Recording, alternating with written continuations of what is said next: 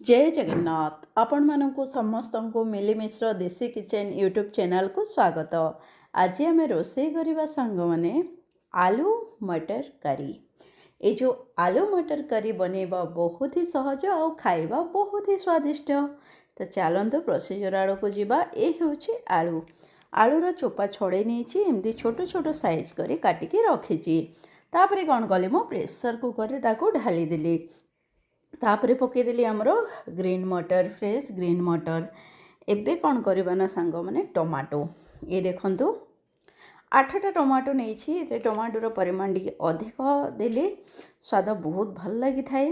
आलू मटर आउ टमाटो करी तापरे आमे देदेबा स्वाद अनुसार लुण सिझिबा टाइम रे ही लुण देले भल लगी थाए। तापरे देदेबा हळदी टिके कलर देखा जिबा पई।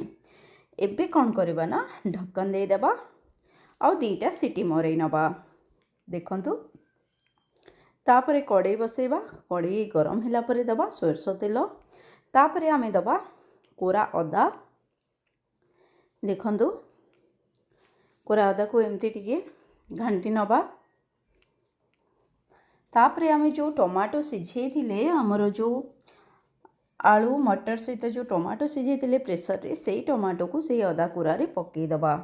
ये जो आलू मटर टमाटो करी या आपण मैंने स्पेशली पूरी सहित खावाई बहुत ही भल लगी थाए। पूरी परोटा रुटी सहित यार कॉम्बिनेशन बहुत बढ़िया लगी थाए। आईटा मो स्पेशली पूरी ही बनई थी।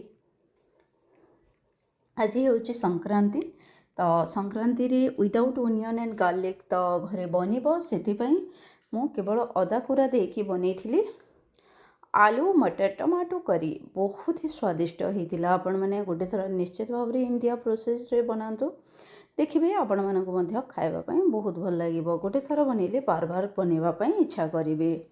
तो से जो टमाटो को सिझे एमती आम टे भल भाव में घांटी नवा जमती टमाटोटा पूरा भल भाव में बिलीज मिसीज। तापर आम पकईवा सीझा आलू और ग्रीन मटर।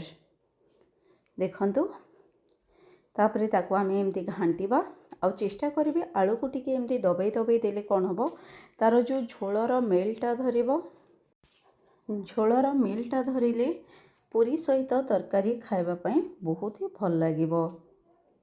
तो देखंतु केमती मु दबाई दबाई दौची। देखंतु आलू को एमती दबाई दबाई दबा। देखंतु सांग माने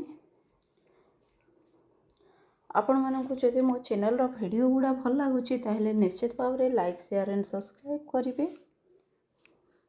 और आपन को कौ टॉपिक ऊपर वीडियो देखापी भल लगे कमेंट जनइबे। तापर हम पकईदेली जयगुरु मसला विदाउट ओनियन एंड गार्लिक वाला। देखंतु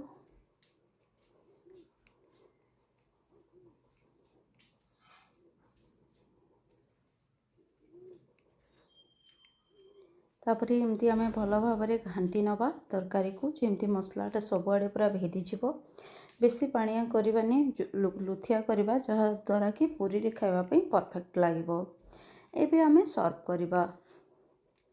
जदि आपण मानक मो प्रोसेस रे बना हेतिबा आलू मटर टमाटो करी भल लगी थाए ताहले निश्चित भाव में अन्य सहित शेयर कर दियंतु। पुणी देखा नेक्स्ट वीडियो रे। जय जगन्नाथ।